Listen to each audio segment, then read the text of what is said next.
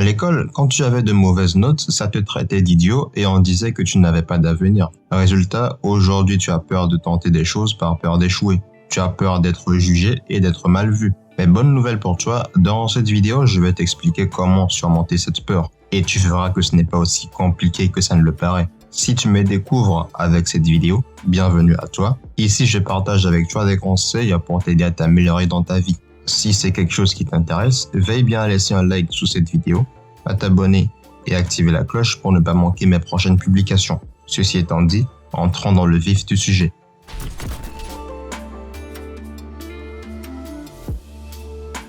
L'échec est synonyme de progrès. Échouer veut dire tout simplement que la méthode que tu as employée n'a pas fonctionné. Le vrai échec, c'est d'abandonner juste parce que ça n'a pas fonctionné la première fois. Comme je te le disais, l'école a diabolisé l'échec et nous a fait croire qu'un élève était un cancre parce qu'il obtenait une mauvaise note. Et ce mode de pensée a eu des répercussions parce que les gens se disent « si je lance ce business et que ça foire, ça veut dire que je suis une merde. » Et j'ai peur de me sentir comme tel. J'irais même jusqu'à dire que quand tu veux produire quelque chose, l'échec est inévitable. L'échec veut dire que tu es un débutant dans ce que tu fais. Peu importe le nombre de bouquins que tu as lus, le nombre de formations et de séminaires suivis, tu restes un débutant sur le terrain parce que tu n'as pas d'expérience. Et l'expérience ne s'obtient qu'en subissant des échecs, en ayant expérimenté des choses qui n'ont pas eu les résultats souhaités, en ayant vu ce qui n'a pas marché et en comprenant pourquoi ça n'a pas marché. À partir de là, tu peux recommencer en changeant des choses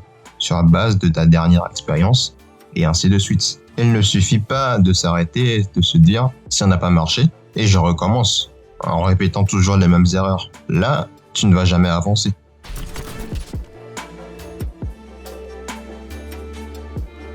Souvent, la peur, elle vient de circonstances extérieures qu'on s'imagine. Par exemple, quelqu'un peut avoir envie de lancer sa chaîne YouTube, mais aura peur de passer à l'action parce qu'il imagine qu'il sera ridicule, ou que les gens ne vont pas s'abonner, que ses vidéos ne seront pas intéressantes. Mais tout ça, ce sont des choses extérieures. Tu ne peux pas contrôler la vie que les autres auront sur toi. Tu ne peux pas obliger les gens à s'abonner à ta chaîne. Mais par contre, tu peux apprendre à faire une vidéo de qualité, apprendre à monter une vidéo, être régulier dans tes publications et tenir sur le long terme. Lorsque tu lances un projet, ne te soucie pas du regard extérieur. Bien sûr, c'est toujours intéressant d'avoir des avis, mais n'utilise pas ça comme indicateur primaire. Regarde ce que toi tu peux changer ou améliorer à ton échelle. Regarde ce que toi tu peux réussir à faire, ce que tu contrôles tout simplement. Et ton succès ne sera qu'une conséquence à ces améliorations.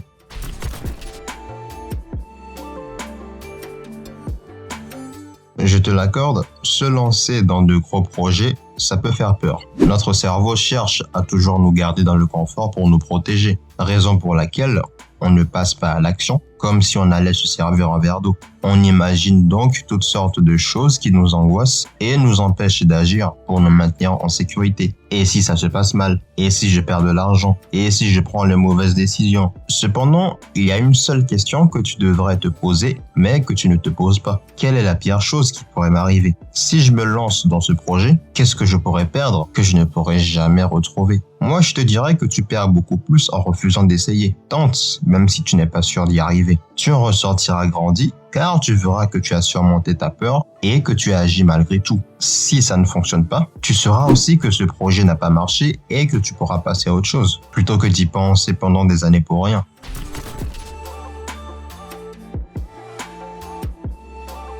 Pour finir cette vidéo, je vais te montrer comment, grâce à un seul exercice, tu verras que toute peur qui t'empêche d'agir est infondée. Prends une feuille et trace là-dessus une échelle que tu vas numéroter de 0 à 10. Le niveau 0 représente quelque chose qui ne te fait pas peur, mais qui t'embêterait un minimum. Et 10, ce qui te fait le plus peur au monde.